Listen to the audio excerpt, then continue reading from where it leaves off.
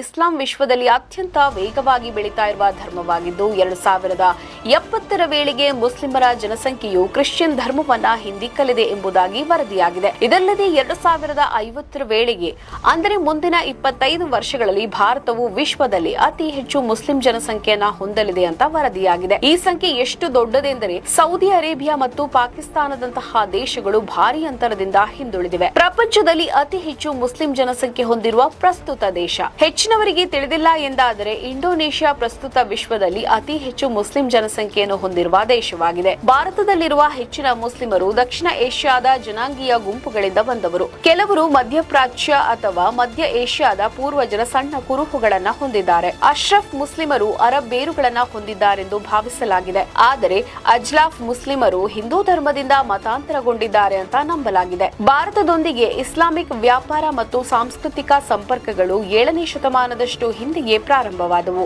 ಇಸ್ಲಾಂಗೆ ಮತಾಂತರಗೊಂಡ Arab ವ್ಯಾಪಾರಿಗಳು ಭಾರತೀಯ ಉಪಖಂಡಕ್ಕೆ ಧರ್ಮವನ್ನು ಮೊದಲು ಪರಿಚಯಿಸಿದರು ಅಂತ ನಂಬಲಾಗಿದೆ.